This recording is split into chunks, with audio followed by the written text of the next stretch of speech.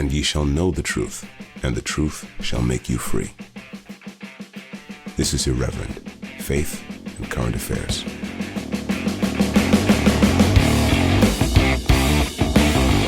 Welcome to Irreverent, Faith and Current Affairs. Three genteel Church of England vicars talking about current affairs and the church and things of this sort. Thomas Pelham, Daniel French and Jamie Franklin. Good to be with you chaps. Nice to see you today. Dan, you haven't been on the show for a while, not because for any particular reason, you've just not really been available at the times we've been recording, but you actually have some news, don't you, Daniel? So why don't we kick off with that? Yeah, I do, Jamie. Thank you very much. I've got a new appointment. So in the middle of September, I'm going off to be chaplain to the University of Greenwich, which is 3 campuses in essence, Medway, Avery Hill, which used to be the old nursing college, and Greenwich itself, which was the Naval College years ago. And then briefly, the pre-university times, it was a sort of polytechnic, and now it's a university. And this is the first time they've employed a full-time chaplain. So I went on the interview somewhat thinking that I'll give this a go, but I don't think I'm going to have any chance of getting through the interview. I tried a number of things recently over the last 6 months, pushed at the door at various churches and what have you, and was pleasantly surprised that it's not the Church of England that will employ me. It is also funded by the Diocese of Southwark, I start in the middle of September for Freshers Week. It's something of a blank slate, which is rather nice. They've given me, I think, an enormous amount of freedom to design, I think, this somewhat from scratch. There's already a number of clergy and volunteers who've been doing, particularly pastoral care chaplaincy on and off on various days of the week. But in essence, a kind of a chaplaincy community. Yeah, and a wider ministry has not been tried before. So yeah, it's nice. I'm hoping it'll give me the opportunity to put on a number of events and talks and retreats and things, which I want to throw out as wide as possible, not just to students, but to people in the area or beyond who might be interested in exploring faith. As we know, there's a lot of people who are curious to the gospel, and it strikes me this is an opportune time to do that. And I think a lot of parish churches are struggling at the moment within the Church of England to know what to do in this respect. And my wife and I have been thinking for a long time that actually what works well is a kind of student chaplaincy, good theological speakers, fantastic food, great music, worship, that sort of student chaplaincy model, which we had done a couple of decades ago and had got really good traction with, that is probably a good way to kind of engage with this new phenomenon. So the university have asked me to do that, to put on a series, a program of talks and speakers and whatnot. So presumably you've got, because Greenwich was built in a godly time, a lovely chapel in the Naval College. It doesn't have its own chaplain, so there is an Anglican worshiping community on Sunday morning, and that chaplain there has done a little bit of sessional work with the university, and I'm hoping I can negotiate other times of the week to use that. So that's where we're at. So look out, folks. So it does have a chapel, and it has a chapel. It's a glorious chapel, and actually all around that campus at Greenwich, there's some fantastic venues. Yeah. But the chapel itself has its own vicar essentially already. It does. I think it's part of the naval. Unless I'm wrong, I think it's part of the naval chaplaincy. Yeah, it's the old Royal Naval College. Yeah. The picture here looks quite amazing. It's like a kind of Baroque Yeah, it's chapel with is it not like a UNESCO site or something? Or Yeah, it is. Yeah. just looking yeah. at the images. I didn't know that the Navy. I didn't realize the Navy kept any influence there. Yeah, I Because think obviously it's a particular input. I mean, I was there a couple of days ago, and there was clearly some old veterans service. They were Nice. singing with great gusto, "Eternal Father, strong to save." Oh yeah. In other ways, rather nice for me because I'm going from one maritime community to another, you might say. Yes, Lovely. indeed. Wow. Yeah, so I'm watch out. I'm going to put out some events, and I'm hoping that that can have a broad reach. And yeah, let's. Yeah, we could do some irreverent events. I think so. Yeah, I think there's a great appetite for that, and it's not as if we're having to do some sort of hard sell. What's interesting at the moment, is, as you guys know, is that it's people coming to us and asking. Yep. It's not as if we're having to market God in a way that maybe you could misconstrue evangelization 20 years ago. I think now people are genuinely coming to us and saying, "Tell me more." Absolutely. Great stuff, Daniel. That's brilliant to hear, and we'll obviously keep you in our prayers as you prepare for this over the next couple of months. Tom, you're just the same as you always are, aren't you? So we won't have an update from you. But you are going to read the scripture today. So yes, I was just getting it up. Where's it gone? Luke chapter 10, I think we're going to do today. Yeah, we are. We need to do the Lord's Prayer as well. I'll tell you, give me the length of the Lord's Prayer to find the reading. Okay, I'll do the Lord's Prayer now then. So let's pray.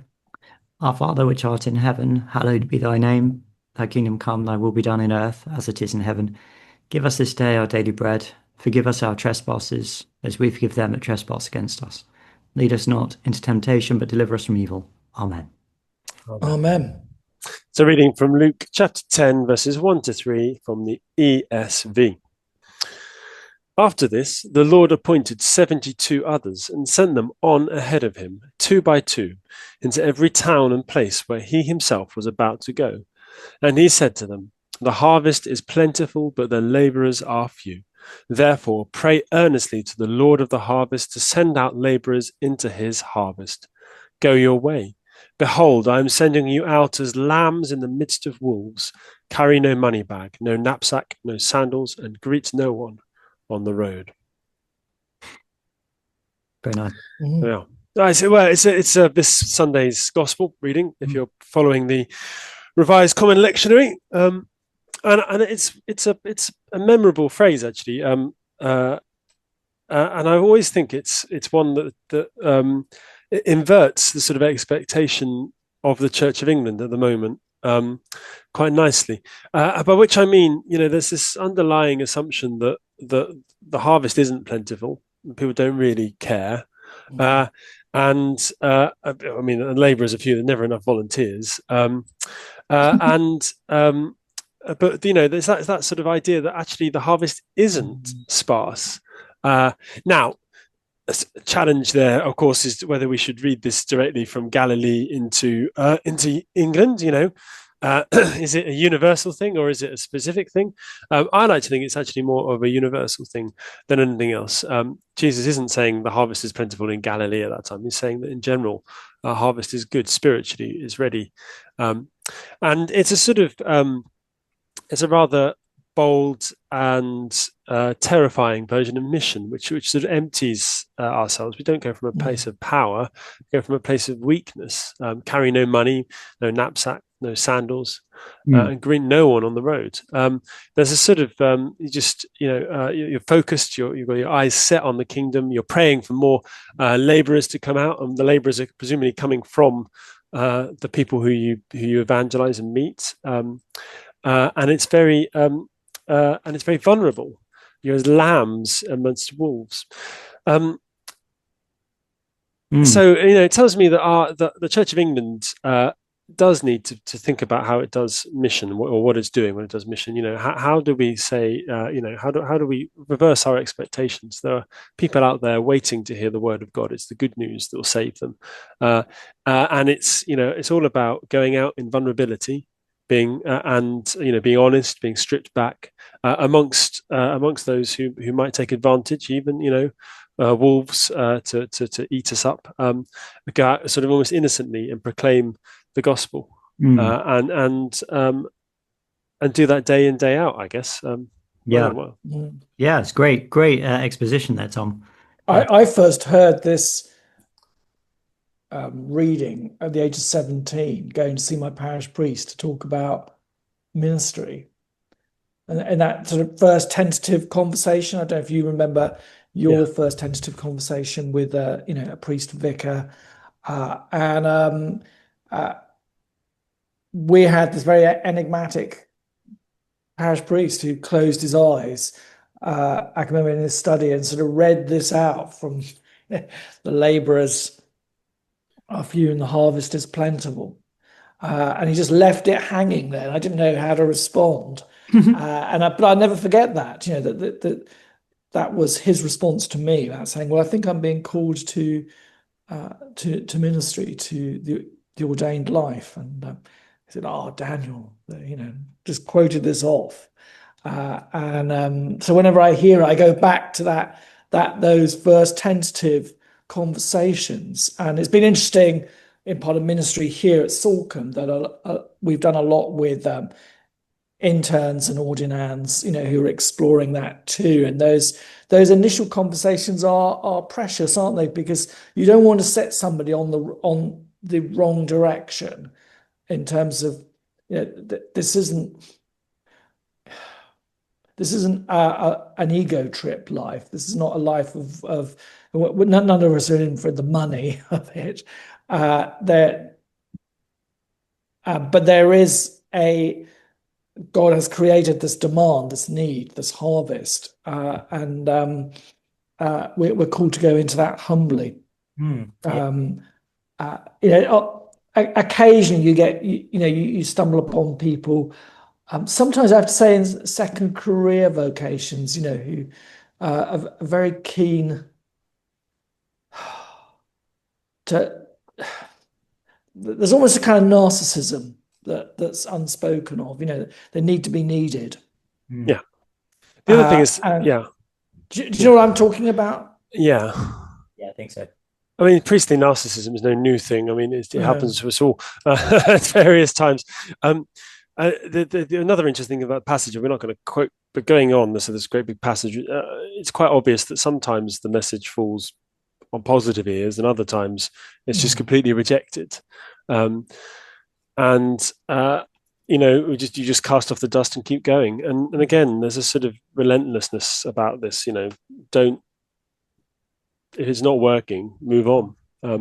Just keep going. Yeah, I mean, Jesus says that in various different ways, doesn't he? That's in the bit just before, which was the text we had last week. He sort of says a similar thing, doesn't he, about when the disciples say, should we call down fire from heaven on the Samaritan village, and he rebukes them and moves on to another town. So it's a great passage. Actually, I feel excited about preaching on it now. I haven't actually prepared my sermon yet. Am I right historically in saying that in the first century as well, Christianity is in contrast to so many other belief systems in that it is very overtly missionary? Yeah, most of them were just sort of there, weren't they? I mean, Judaism wasn't missionary at all in the slightest. Possibly some sects within Judaism tended to try to recruit people into them, like the Pharisees or whatever, but only within intra-Judaism. I think people who wanted to become it was quite a hard and laborious process. You ended up with sort of God followers, didn't you, in the outer courts of the temple? Sort of people who were aligned towards God. I remember reading in N.T. Wright's book on Paul that it would have been quite common in the pagan world if you wanted to join, say, a mystic or cult, you'd have had to come with a lot of money up front, and it was essentially a magical dining club for elites. So you were doing the opposite in this, and you were joining something that was sort of quasi-Masonic in its in its appeal. And that's the only thing I could think of that. Yeah. I mean, it's not really missionary, but that is seeking new members, but it's doing so exclusively. Note in 2 Corinthians, the Corinthians' bemusement about Paul not wanting money. The preachers, the expectation was there'd be a sort of commercial side to preaching and gathering. You're not a real apostle. You didn't want money for it. Chaps, we need to move on to some stories, as interesting as the conversation about scripture is. So I think what would be good is, obviously I was on last week just by myself, talking about the changes to the abortion law, the decriminalisation of women up to 9, well, if they abort their children up to 9 months, and also the passing of the euthanasia bill beyond was it the third reading in the House of Commons? So essentially past the House of Commons. Which is quite decisive. So we're going to pick up on that. But I thought what we could do to begin with is one of the things I talked about was this statement that came from the Bishop of London, and then via social media was partly reiterated. The controversial part of which was that the Bishop of London said, Sarah Mullally said that women should not be criminalised for terminating their children after 24 weeks. So essentially agreeing with what was said and voted on in the House of Commons. And Tom, you picked up on this as well, didn't you? And you've engaged in some correspondence. I did. So I noticed that for the first time we heard these words, whilst women should not be criminalised, as literally the words ought not to face criminalisation, was from a Church House Westminster spokesman when the press went there asking for a comment, and that's the first thing they said. And I sort of pointed out to them that that this isn't church doctrine. I was asking them, really, where's this come from? Because actually, for all of Synod's ills, and there are many, it's been remarkably clear and concise about abortion, and has not budged an inch. So as far as if you read the Synod sort of part measures, they've all affirmed the intrinsic value of life, even in the womb, the full humanity of children in the womb, and the need for abortions to be exceptionally rare. Tom, just for people who don't know what Synod is, General Synod is our decision-making body in the Church of England. Yeah. And never has it ever voted to accept the decriminalisation should be sought. That's not an official. In other words, it's not an official Church of England teaching or doctrine, and the only way it could become one is for Synod to propose it and vote it. So who, I wondered, is going around making up Church of England doctrine? Well, so I sent them an email saying, under whose authority have you just declared the Church of England's position as being, women ought not face criminalisation? Because that's not an obviously ethical position. Who did you email, Tom? I emailed the Church House Westminster and the communications team there, and I got an email from Dillis, who was a communicator, a spokesperson at Church House. Says, thank you for being in touch. The lines that were offered to the Church Times were developed by the Faith and Public Life team, which is what this person leads, alongside the communications team, drawing on previous pronouncements that were developed by people of appropriate training and seniority to give a proportionate response to a past amendment that has not yet become law. In April 2024, when asked about a similar amendment to the Criminal Justice Bill in the House of Commons, the then Second Church Estates Commissioner simply advised that while women ought not to face criminalisation, anyone coercing a woman to have an abortion or providing one beyond the legal limit or supplying an abortion kit for late-term use should be prosecuted. And so I want to just stop there for a moment, because that may well be true. But again, the Second Church Estates Commissioner is just a functionary. Then their role is not to start making up doctrine. The only body that can do that is Synod by vote. So this idea that women ought not face criminalisation is not one that is position. The Church of England is actually is the official position of the Church of England, because there's been no vote on it in Synod. And So they're just making up it. So the fact is, all we've got is gone back one stage and found someone else making up theology. Now, it's not obviously moral to me that the woman ought not face criminalisation. If we accept, as Synod do, that the human life is in the womb and is deserving of protection, then it deserves the same protection than the moment after birth, surely, logically, i.e. criminalisation of murder. And that's not controversial within the General Synod, I would say. Anyway, then it referred to the Bishop of London, who also made the same statement, and again, on whose authority? At least she's a bishop, I guess, arguably. At least she's an actual person, as opposed to the communications team. Arguably bishops, public life team. Arguably, bishops, people of appropriate training and seniority. Yeah. Well, that presumably must. Well, the only people who have the ability. I mean, bishops do have the apostolic right to teach, don't they? And so, therefore, she could teach that. But nobody's mentioned in this email. It's so pathetic. Where's the leadership? Like, if you believe it, come out and say it. Like, what is all this crap? It annoys me.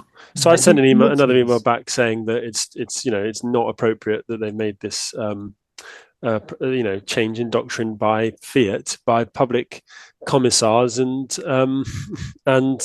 communications teams. It's not one that the Church of England holds as a whole. It's not part of our teaching. They should have said nothing if they didn't have anything to say. Also saying that fundamentally we agree with this bill, but we're concerned about its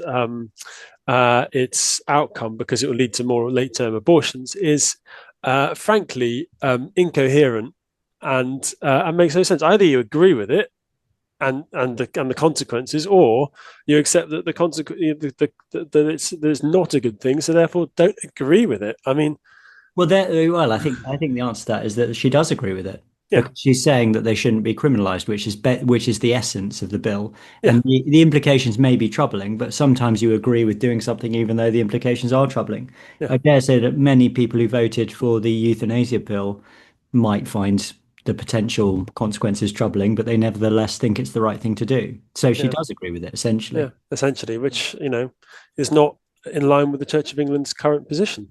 She's welcome to try and argue that in Synod, but I don't think she'll get very far. I hope not. Anyway, maybe she would.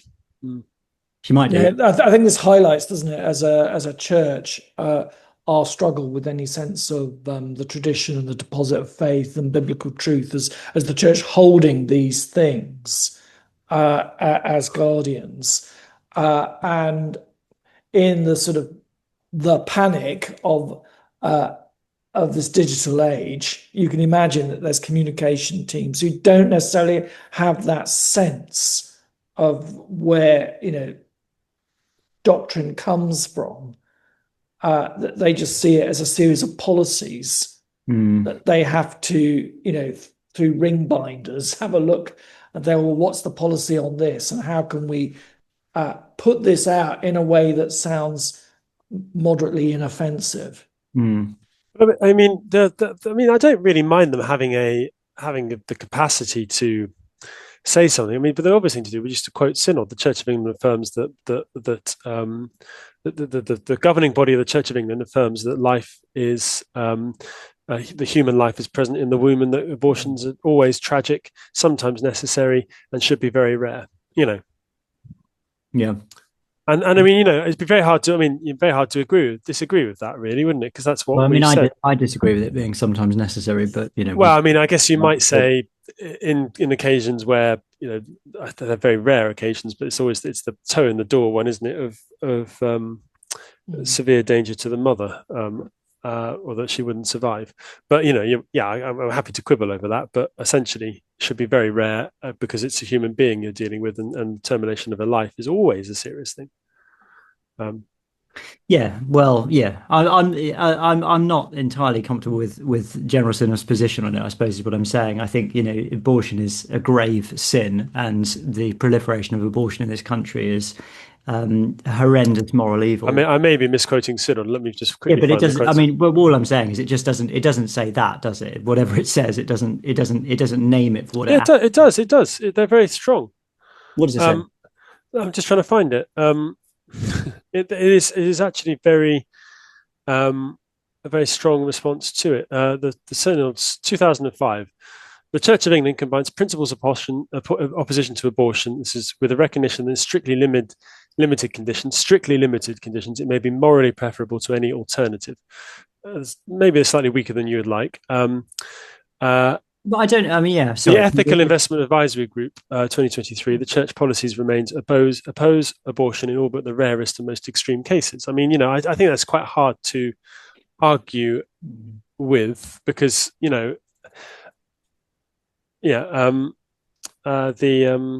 and in 2020, the House, in response to proposals to decriminalise abortion up to 28 weeks or make home help permanent, the House reiterated its long-standing opposition, supporting principled opposition, advocating for supportive measure for women in difficult circumstances. Again, this is not neutral, kind of in favour of change. The Church of England's own governing body has been consistently strong against abortion, except in the most tragic and rare occasions, and that Yeah, as you say, Tom, that is the thin end of the wedge, isn't it? That's what happens. That's what happened with the law in the first place in 1967.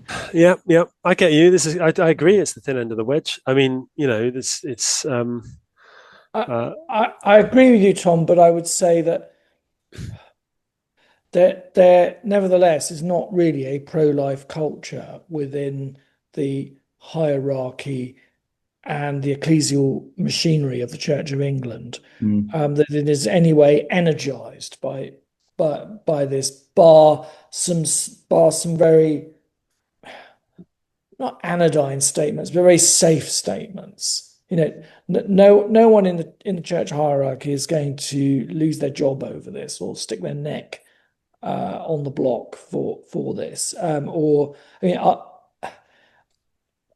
they going to be? Are we going to see them on, pro-life marches and what have you? In a way that other denominations are really invested in this, yes, as something which is so make and break. Which is sad, because the witness of the church has been consistent from the very earliest documents. The Didache, how do you say it? Didache. You shall not murder a child by abortion nor kill what is begotten. The Epistle of Barnabas, you shall not murder a child by abortion, nor again shall you kill it when it's born. The Apostolic Constitutions, thou shalt not slay thy child by calling abortion, nor kill that which is begotten. For everything that is shaped and has received a soul from God, if it be slain, shall be avenged. Tertullian, Athenagoras, John Chrysostom, Basil the Great. The church's witness has been, since a very early time, consistent and strong. The scriptures themselves, although they might not use that language, clearly imply. So I had an argument with life begins in the womb. Psalm 139. You knit me together in my mother's womb. Yeah. In the Greek, the word brephos is used of children and unborn children. Yeah. There's no distinction between them in the New Testament. There's no doubt that Christianity is solidly against abortion. I actually had an argument with a young lad who's very, very agitated after church, after I preached on this, and he said, "Oh, it's not. You shouldn't be preaching into political matters." And I said, "Well, it's not a political matter; it's a moral matter, and the church's witness has been clear, and it is. Anyway." And also the idea that there's a distinction between the political and the moral. Well, here we go. This is a nice. Yeah, it's a nice slide into the next one. Next story. So let's introduce this. So I was just trying to read this earlier to try and work out what are the ins and outs of this. So basically, a Lib Dem MP, Chris, was it Coggan? Is that his name? Yeah.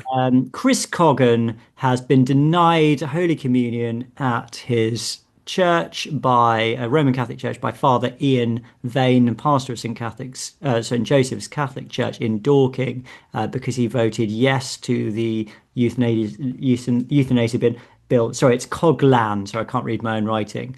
And Coglan went on X, and he said that this was outrageous. He said utterly disrespectful that this happened, and that Fr Ian Vale announced it to congregations. And he said, this is the MP, my private religion will continue to have zero direct relevance to my work as an MP. Oh my goodness, it You does. couldn't make it up, could Yeah, you? you just it's From the amazing. political party that very quickly cancels people Yeah. who have particular Christian moral stances, including at one point its own leader. Yeah, Yeah. exactly. But that's a good point actually, because I remember when that whole thing kicked off with Tim Yeah. Farron, because some things came up from the past where he'd made sort of vaguely pro-life statements, and he actually wrote back on it in public. I remember he said, I believe, he trotted out a line. I can't remember exactly, but essentially the kind of safe, legal, and rare thing, and that the limit should be set by science. I remember that he said that in particular. But Which means nothing. But yeah, yeah, well, it's complete No, and, nonsense. and last year at the election, they didn't they deselect one or two candidates who were a bit too overtly Christian Yeah, I think from memory. maybe. So uh, like the Greens, unfortunately, these are parties that are the liberals. They're the first to cancel and excommunicate their own, but then Yeah, when the tables are turned, they don't like it. yeah. Well, that's Well, tough. there's the thing is this distinction between my private religion and my public work as an MP. It's just nonsense. How can any intelligent, well, maybe he's not an intelligent person, but well, how can any intelligent person sustain such a distinction you as like could argue you could have like a mobster, couldn't you? I make a clear distinction between my murdering and thieving yeah, and gang warfare and my private and faith, it's which and is it's very sanctioned. sincerely held, so I can get my children into the Catholic school. But there's a clear distinction there between my so I come out of church dressed up, I go get the bike chain. Now I'm not in church anymore. I can Yeah, exactly. Well, give Yeah, me your what money. what would Dietrich Yeah. Bonhoeffer say? Well, this is the thing as well, is the argument against is that's been made by Coghlan and also Kim Leadbeater, surprisingly enough, is that Coghlan was being pressurized into voting in a certain way. Kim Leadbeater said, while people of faith have every right to express their views to elected representatives, Coghlan was very brave and principled to resist undue pressure and to vote in line with his conscience. This is because he was warned by Father Ian Vane that he was going to be excommunicated, or at least, not allowed to receive communion if he voted in this way. But I mean, I would say to that Father Ian has every right to deny Holy Communion to one of his parishioners if he engages in an action which he's been warned about, which is gravely sinful, which this clearly is. So it's, Leadbeater and Coghlan are sort of essentially implying that he has a right to Holy Communion, Yeah, regardless of what it's a he does. voluntary organisation. The Yeah, church. We can. It's a bit like yeah. You have no right to Holy Communion, and in fact, if you're in grievous sin, your priest discerns that, and it's scandalous. Even in the Church of England, you could be refused communion. Although I've never heard of it happening, but I could see time where I would do it. Not on, probably would be on thin ice in this one, but unlike Catholics, which I think is on very solid ice. But for example, a hypothetical church warden ran off with the organist, and then the two of them presented themselves at the rail the next week with two shattered families in the church. I would probably say no, yeah, this isn't appropriate, and I think actually my bishop would back me up on that. So even in the Church of England, in grave and scandalous sin, you can be denied communion. It's there in the rubrics. It's interesting looking at all the comments on Twitter X, how again the mood music has changed, I think, in the last decade, and he may have misjudged this. I think expecting lots of "oh, poor thing." I think across the denominational spectrum of small o orthodoxy, the judgment seems to be that he had it coming. yeah. Which I think 10, 20 years ago probably wouldn't have had that kind of reaction. But then 10, 20 years ago, you had more overtly faithful Christians as MPs as well. I mean, this is one of the most secular parliaments ever. It's a complete misunderstanding about secular liberalism as well, though, isn't it? Because that's not a sort of blank sheet into which, we go out. The idea that Christianity is one is a particular influence, and then he has to go out and be this sort of blank kind of secular liberal neutral zone to do the voting. Actually, secular liberalism has religious tenets. It makes assumptions. It makes assumptions, for example, in this case, about the moral implications of the divine on ethical life. It's basically saying there can be none. Well, that's an assumption just as much as Christianity says there must be some. And the idea that there's a sort of neutral area which you can sort of sit in and be completely rational is complete nonsense. It's literally nonsense, and anyone thinking about it for a moment is nonsense. There's been a good article in the Telegraph about this, which from Sam Ashworth Hayes, and he says this about this: the result is a sort of de facto test act. You must always vote your conscience. You can be religious, but you must never let religion dictate your conscience. This is obviously absurd on its own terms, and as a train of thought, asked to entrust my life to the accumulated moral judgments of 2 millennia of some of the West's brightest minds, or the 2024 Westminster intake's understanding of 19th century moral philosophy, and I'm going to take my chances with the former. If nothing else, traditional Christian moral beliefs are battle-tested in a way that there would be replacements or not, having guided successful societies for centuries. Many aspects of liberalism, on the other hand, appear to be self-destructing in spectacular fashion on contact with the reality of human nature. And he concludes by saying, Mr. Coghlan can either go to confession and end this drama in a heartbeat, or he can continue his press tour and his social media commentary. No man can serve two masters. He cannot worship God and J.S. Mill at the same time. Well, I mean, to be fair, J.S. Mill is infinitely more intelligent than this MP, who doesn't really even seem to know what his argument is. He seems to be saying, on the one hand, that it's outrageous that he's been denied Holy Communion, but then when people challenge him on Twitter, he says, "Oh, it's him announcing it in front of my family and friends." And it's a public event, Holy Communion, so he has to be announced. So. Yeah, I have to say though, I just had a quick look at that whilst you guys were talking, and he's absolutely ratioed into oblivion on that Twitter feed. Nobody has said anything positive about him. They're just tearing him. And even the sort of humanist types are saying, well, you're in with this bunch. If you don't follow their rules, why should we have any sympathy with you? Yeah, I mean, that's why I say I just think a lot of these people are not very intelligent. I can't remember who I was talking to about this recently, but I was talking to somebody or listening to somebody who was making the point that it may have been on the Spectator podcast or something like that, but essentially, MPs aren't paid very much money, and if you've got the skills to make it to the level of being an MP, you're probably going to be going off doing something else, making more money, and so really what you end up with is this kind of intake of mediocrities. And I think particularly it's probably true with the Lib Dems and Labour. I mean, these people just aren't very intelligent, aren't they? He says one of the things he's being torn to shreds on is this ridiculous statement. My private religion will have no direct bearing on my work as an MP, and all these Catholics saying, "Oh, you've got absolutely no idea. Have you never heard of Catholic social teaching?" Blah blah blah. I mean, just on a conceptual level, it's just an idiotic thing to say, isn't it? He's not necessarily the brightest person, and I think lots of them are like that. They can't think beyond really sort of facile, one-dimensional, first-order principles about things. And also their position as a member of Parliament is not there to be a delegate, but a representative.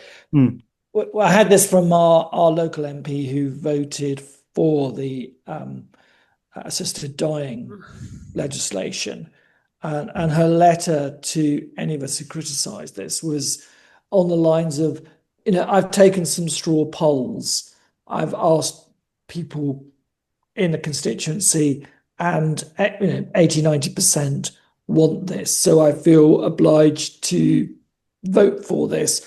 Then with some various qualifications about, I've thought a lot about it and agonised X, Y, and Z. But I hear this more and more, that MPs think, well, I'm here just you tell me what to think and I'll go and tick the boxes. Well, no, we elect you on the understanding that you have an intellect and a conscience. Mm-hmm. Yeah, and also that they campaign on a manifesto as well, right? So, to a degree, I mean, the manifestos aren't binding in a way that actually their conscience is. So, like, you elect someone to be your not to be representative of the people who've elected him, but to be your representative at Parliament, so accountable for his decisions for sure, but not accountable. Accountable to the ballot box, not sort of like polled by public opinion. It's a bit Burkean, this, isn't it? You send a moral agent there to be your moral agent. So choose the person based on their judgment. But you still have to have some kind of democratic mandate to do something like this, I would argue, in order for it to have any moral legitimacy. There's people. This has just come out. Well, I mean, people expected it, obviously, but this wasn't in a manifesto. No. Neither was the abortion thing, and I do think there is a significance in that. Well, therein lies the hope, doesn't there? Because the Lords, in not being a manifesto project and not being part of the governing party's agenda, have wide latitude to revise, send back, filibust, ping pong. That you cannot use the act which allows the Parliament to overrule Lords on anything which isn't actually governing party business. So unless so that there's every chance that this will get both of these acts will be substantially revised and ping-ponged between Parliament and Lords until the prorogue Parliament in October for the party season, or September. That could happen, especially with 6 weeks off over the summer, as they often do have. I saw some of the commentariat around this. Again, misunderstanding what the House of Lords is. That the House of Lords is just simply there to rubber stamp legislation, and clearly it has, its own right powers. Yeah. And the Parliament Act, which is the act I've forgotten the name of, allows the governing party to force things through the Lords. Basically, the Lords won't vote down. In the end, they can still revise, but in the end, they won't vote down something which is in the government's manifesto or in the Treasury bills. The big acts. But this is not. Neither of these. They're amendment. One of them is an amendment on another act, and the Lords are very free to unamend. And the other one is a private member's bill, and there's nothing to stop them filibustering it. They can just keep talking. Yeah, it was. Interesting, about a year ago, a group of us met in London. There was about 50 or 60 of us. It was somewhat ad hoc and speedily done to have an evening discussing about what we thought, from a Christian perspective, the Starmer government might introduce. And I have to say, I think I've underestimated how awful. I don't think we all sort of brainstormed on what might come, but we didn't expect this. Yeah, I mean, it is bleak, isn't it? This thing, along with what's going on economically, it just seems to be. We're a year into this government as well. I mean, goodness knows what other. I think they've basically given up on getting re-elected, haven't they? So they're just going for complete sort of ideological, scorched earth type policy now. And goodness knows where we'll be in 4 years' time, or what the landscape will look like. We should probably just move on, because we'd like to finish in a short while's time, and we've got a couple of other things to talk about. So one of the other big things. Oh, by the way, just to say, I think Fr Ian Vale is a complete legend, and he looks like a legend as well. Have you seen this picture of him with his kind of, one shoulder low and then the other pulling a kind of cheeky face? I just think he looks like a complete legend. So we could have him on the show. Actually, it'd be really good. So well done to him. So the other big story this week is that we've had this so-called rapper called Bob Vylan at Glastonbury, chanting "Death to the IDF" and singing songs about how people can't have their country back. I've listened to. I've put some of the lyrics. Yeah, they're not. You guys to look at. I mean, they're not great lyrics, are they? But they're quite aggressive, you would say. And I actually heard. I don't know if you've heard any of his music, but it's kind of a bit. I mean, it's nowhere near as good as Rage Against the Machine, obviously, but it's kind of Rage Against the Machine-esque insofar as he's a rapper and he raps to metal, I think. Anyway, I only heard a little bit of it. But essentially comes out, he's doing all the free Palestine stuff, and then he says, all right, have you heard this one? And he starts going, death to the IDF, death to the IDF. And then the crowd start chanting it as well. And there's like a sea of Palestinian flags. Then you got this group called Kneecap who come on and a kind of similar vibe. But I mean, it just seems like I've not been to Glastonbury. Have you ever been to it, Tom? I've been to Glastonbury, the town, and I've been near it, but I've never actually been to the festival. Yeah. Just seems like it to me. It's a very politically charged place, obviously. These days, yeah, it was just a sort of it's a hippie festival at one point, wasn't it? But it's become much more. It's middle class lovies. Those is the ironic thing. They're not like hardened revolutionaries here. It's like it's the BBC, basically. And that's part of the controversy, isn't it? How the BBC. I mean, it doesn't surprise me, obviously. It probably doesn't surprise you either. But, the ostensibly surprising thing is that the BBC broadcast this.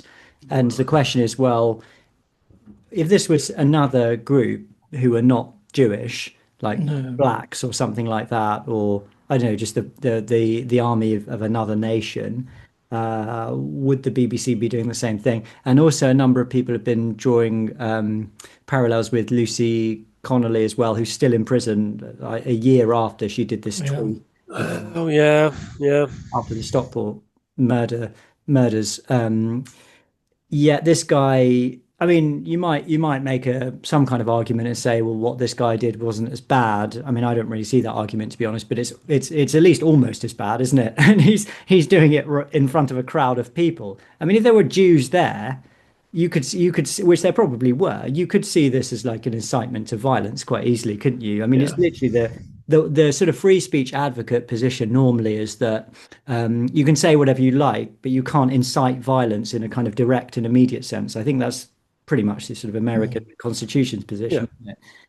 But this is kind of what this guy was doing, wasn't it? I mean, he's sort of standing there going, death to the IDF, and the IDF are Jews. And if there was a Jew there, you could quite easily see that as it could quite easily result in violence, couldn't it? So this is the kind of speech, if there is any kind of speech that should be criminalized, it should be this sort of speech, I would say.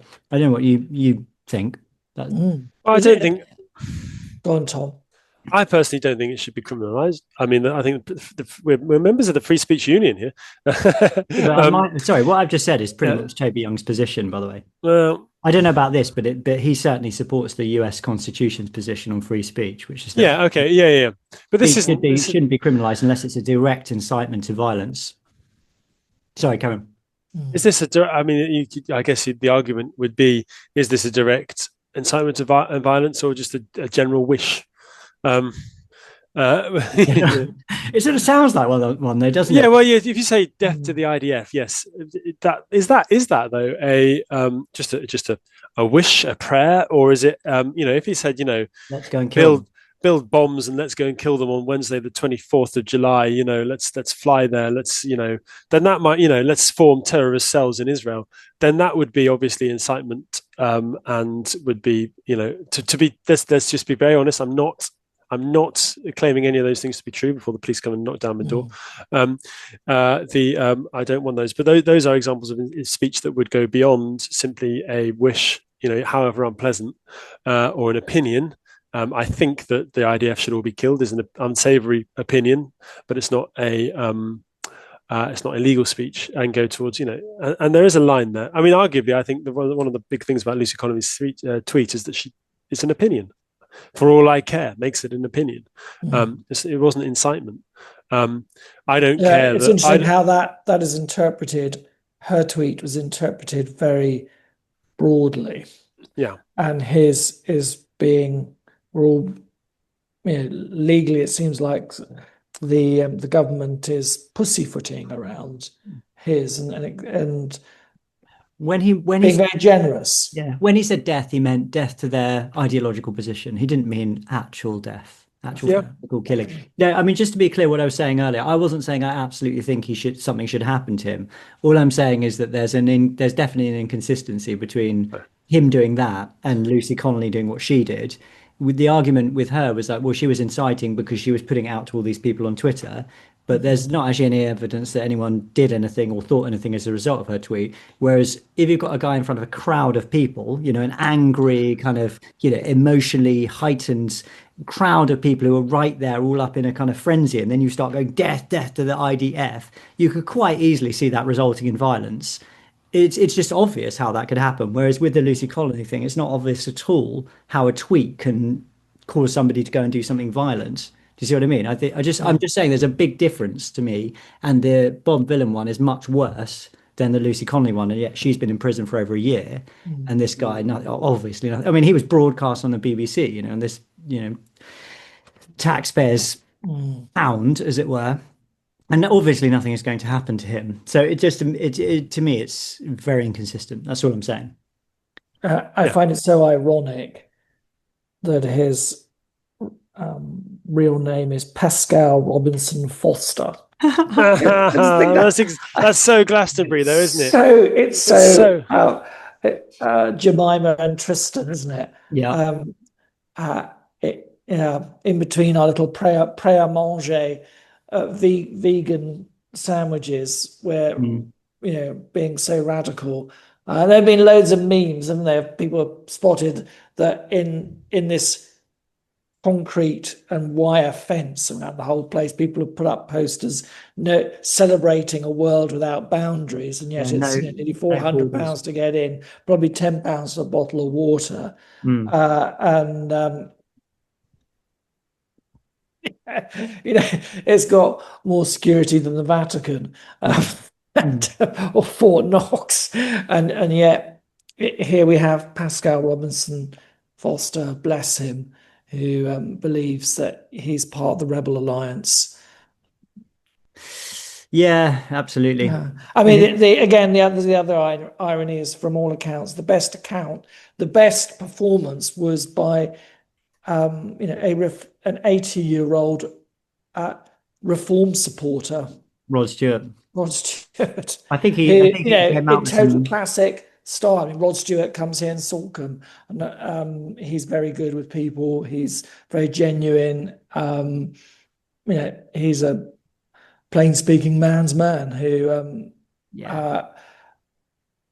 is an entertainer in the end. Yeah, well, that's how things used to be. I saw a quote from Noel Gallagher, who was, you know, speaking against this as well, saying, you know, Glastonbury's become over politicized now, and he ended his statement by saying something like "play your songs and f off" or something like that. And I just thought, you know, that's exactly what it should be. It should be a music festival, but it's obviously become something quite different. The lyrics of this guy's song, which is not great, about I heard you want your country back, shut the f up. It seems to be implying, I don't know how you read this, but essentially he's claiming that the country was stolen by gammons from people like him, and he's obviously a black man. The only place I know stolen right under my nose by ignorant scum trying to lay a claim to a land that ain't theirs anyway. Wait, what did you say? I mean, it just seems strange from a historical perspective, because we know in terms of the history of Britain that the first settlers here were from, well, there was obviously Celts and so on, but then Romans and then Northern Europeans and so on.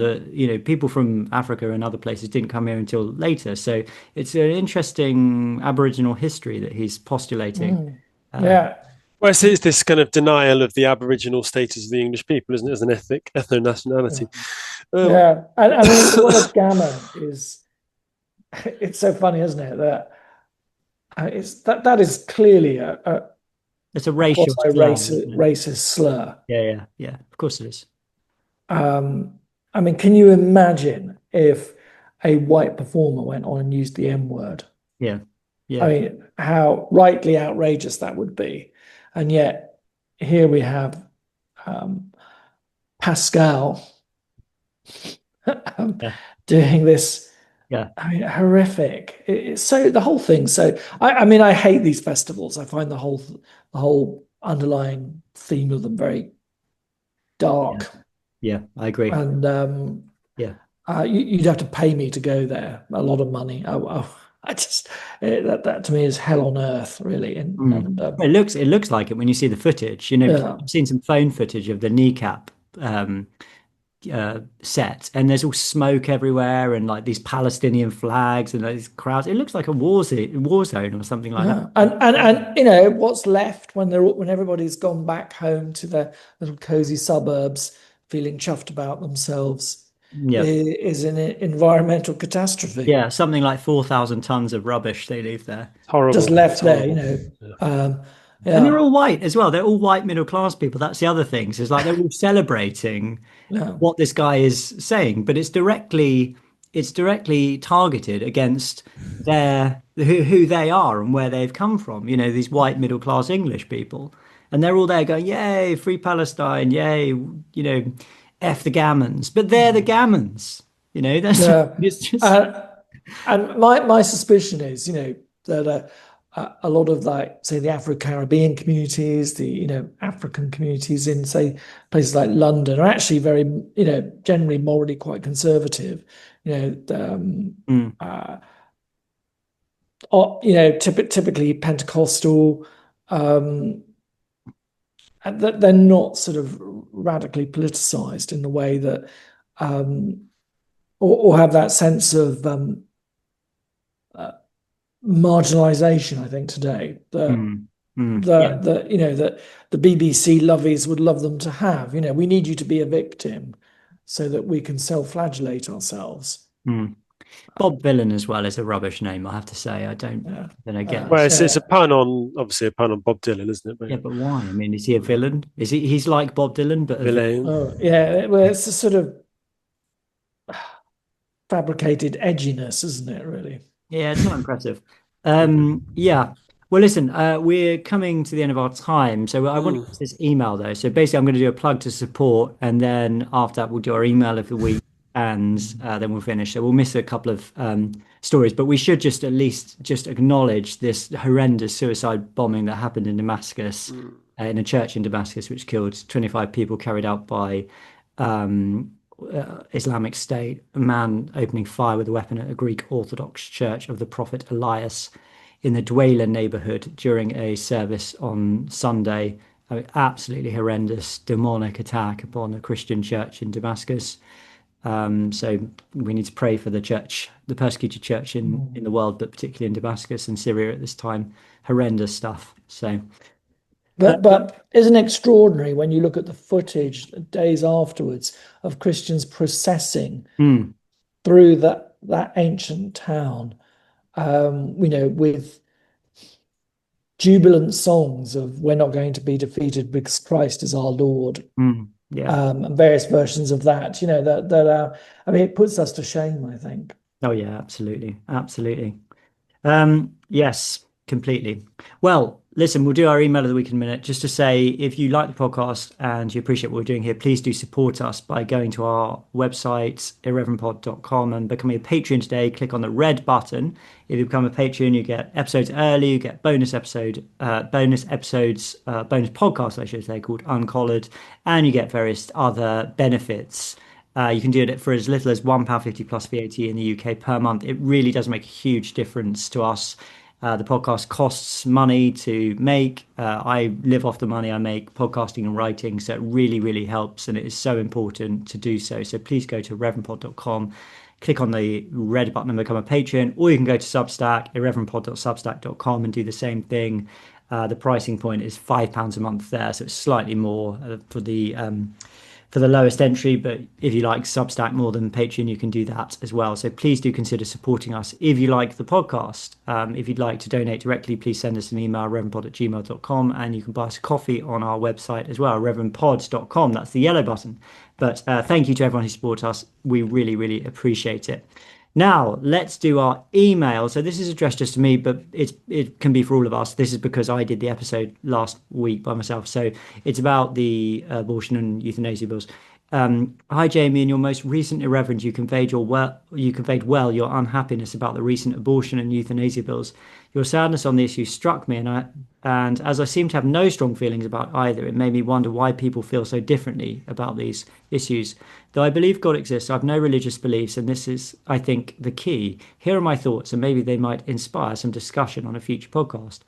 Though we all see the futility of this life per se, e.g. Paul in 1 Corinthians, if Christ is not raised, your faith is in vain. The religious are those who nevertheless see something intrinsically good and desirable at its core, hence the hope for life beyond death. The non-religious don't see this, and so death is inevitably seen as a good thing. It's the cessation or prevention of the suffering which lies inescapably at the core of life. Buddhism expresses similar sentiments. Thus, evidence of resurrection doesn't move us non-believers to faith, since we can't imagine heaven as anything more than a souped-up version of this life, and souped-up futility is still futility. Or put another way, multiply 0 by anything and you still get 0. Therefore, to change minds on these issues and on the truth of the Christian faith, what needs to happen is for the religious to point the non-religious to the intrinsically good in this life, and thus to kindle the desire to escape its end at death. Only then can the calculus come to more than 0 and hope arise. Anyway, just a few thoughts. Sorry about the length of the email. No need to respond, blah, blah, blah, blah. But we are responding. So there we are. So, okay, chaps, what's your responses to this? It's quite nihilist. I mean, maybe you could argue that all non-religious life perspectives tend towards nihilism, but I'm not actually certain they do. No, I don't know. I don't think they do at all. There's a variety of what people think about. Yeah, but I mean, because that's quite a hopeless way of looking at life. So death inevitably seen as a good thing. I don't know when many people, if you went to the pub and said, who here thinks death is inevitably a good thing, would wave their hands. Yeah, I don't think Buddhism teaches that death is just a sort of intrinsic good because it's a cessation of suffering.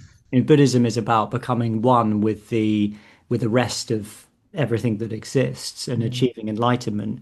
And death is something in that sense. Death is a kind of illusion that needs to be sort of seen through. It's not an intrinsic good. It's an illusion. So that's kind of a different thing. I think most people have a much more actually close to the Christian understanding, which is well in this country you'd expect when you're doing funerals is that in some way death is unnatural and horrible to go through and horrible to see. And I always say yes. Well, if what we say about humanity, if our anthropology is correct, then death would be seen as unnatural. It's not intrinsic to humanity. It's an imposition on humanity due to the futility of sin. But is that what his point is? I don't know. We're not really addressing. I think for me it highlights that again we live in a very secular age, which has lost something of what our forebears had, which was that grand mystical cosmology that this world subsists in a greater unseen world that is infinitely richer. We're in the Shadowlands again to borrow Daniel C.S. Lewis. We've got Disney Plus instead. I know. That's and that can we imagine a life in God which is infinitely rich and adventurous? Can we imagine a life of friendship with God where there are no barriers between us and Him? Or do we see the life to come as simply a rather kind of boring attic? Where we are less than ourselves. I get this sometimes when the Church of England puts out stuff in its environmental zeal about creation. They talk about creation care, and that's all right and good, but creation is more than just simply the material and seen.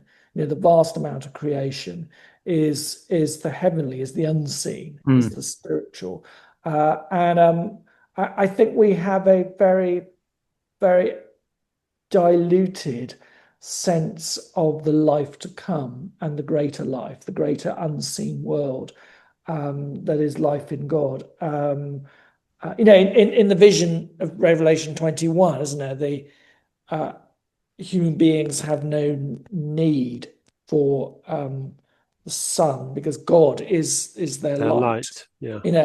And so we are living there the life that we are meant to be. And I think it's just so easy in a secular scientific age to think of the life to come must be immaterial and boring and rather, some of the new ages pick up on this, I'm just going to, something of my essence is going to be absorbed into this thing. And I won't truly be me anymore, but I'll be at least I'll be part of the whole, and I think Christianity has a radical individualism. Yeah, to be fair, he doesn't actually say that, and he to be honest, what he's saying sounds quite theologically orthodox because he says this thing about the resurrection somewhere. Sorry, I've lost it now. The evidence of resurrection doesn't move us believers, non-believers to faith, since we can't imagine heaven as anything more than a souped-up version of this life. And I would say that's closer to being orthodox, Yeah, and kind of ethereal, kind of like floating around in a cloud type thing, isn't it? I think, but what sort of Daniel was saying that chimed with me really is that and I think what's missing in Grant's email is that when we touch transcendental things, i.e., at the peak of joy, the depths of love, the peace, we these things flicker in our lives, don't they? And as we get holier, maybe we access them more. I think that's probably one of the things that makes people change as they become deep Christians. But even those who are not Christians have access to these moments of transcendence. And I think C.S. Lewis makes the point that these little moments of transcendence, that they are kind of they're shards of what it's like to be in heaven, isn't it? The love found between man and wife, Paul says, is in a mystical way an image of the love between Christ and His church. And I think that sort of fractal theology works well for me. That in our lives as we experience things, we gradually can build an idea of of the lowest bound that life in heaven could possibly be, if you see what I mean, because nothing in this life is going to reach it. We see images of it, and actually, it's not sort of warmed up death that we're going to get in the new life, but actually a mode of being where the most ecstatically joyful moments of our life is the lowest possible bound of what it would be like to live in that. So it's not sort of warmed up everything. It is being human in a way that we were designed to be. Being properly, truly, naturally, joyfully with God. Yeah, I mean, I think there's also what's technically called a kind of apophatic element, which is essential when we talk about things like this, by which I mean that whatever the life to come is in terms of heaven or the dwelling place of God, it's something that's beyond words and concepts that we cannot understand in this life. The Apostle Paul talks about, what no eye has seen, what no ear has heard, God is prepared for those who love him. So there is a sense in which you have to accept on faith that this realm could and does exist, and the resurrection is evidence of that, but it doesn't give us a clear insight into what it actually is. We can say certain things like it's not death, but we could also say it's not just not death either, if that makes sense. Like the resurrection isn't just the reversal of death, it's something infinitely beyond what we experience in this life. Transformed into the glorious likeness of Christ himself. Yeah, exactly. But what I'm saying is that we can't actually know what that means. I think what you're saying, Tom, is correct, is that we have intimations of what timelessness could be like, for example, in this life, when we lose all sense of time, perhaps in prayer or perhaps in other experiences, or we have a kind of transcendent experience of beauty or something like that, which sort of takes us out of ourselves, gives us a moment of ecstasy. But as you rightly say, Tom, these are sort of fleeting moments, these fleeting kind of intimations, and they leave us with a sense of wistfulness, a sense of longing, unfulfilled desire, unfulfilled longing, which is what C.S. Lewis talks about in Surprised by Joy, his autobiography. So all of these things taken together point the way to something, but it's something that can only be apprehended with faith and through our relationship with God in this life. It's not something we can kind of say exactly what it is. And if you try and if you literalize it, then it inevitably becomes absurd. I've heard Ian McGilchrist talking like this as well. It becomes like this, well, it's just like this life, but I've got a Ferrari or something and I'll get bored of it eventually. So what's the point, So in that sense, if you think about it like that, it does seem futile. Yeah. I think the other thing, which we probably should end in a minute, but the other thing about this is Grant is saying, and what's the point in just prolonging life if life is only characterized by suffering?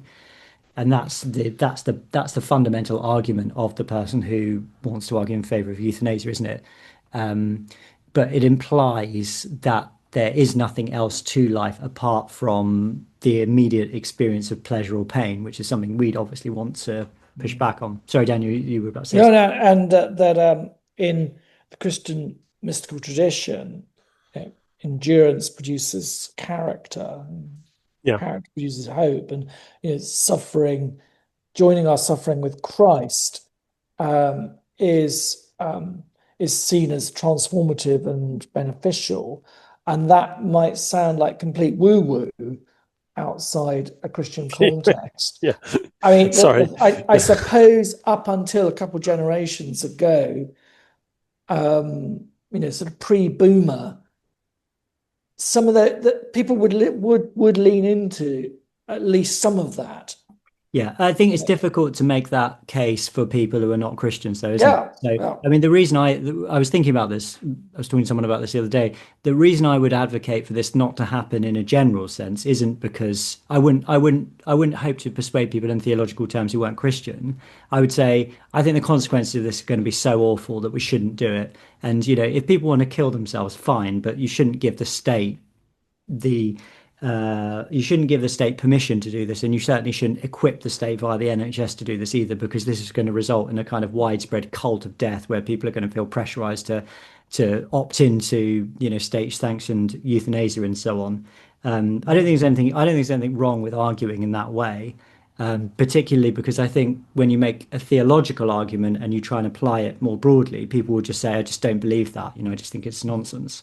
Yeah. And also, I suppose on the euthanasia one, you can reflect on the ironies that 5 years ago we had posters saying, look Granny in the face, and look in her eyes, and then look in her eyes and tell her you want your freedom.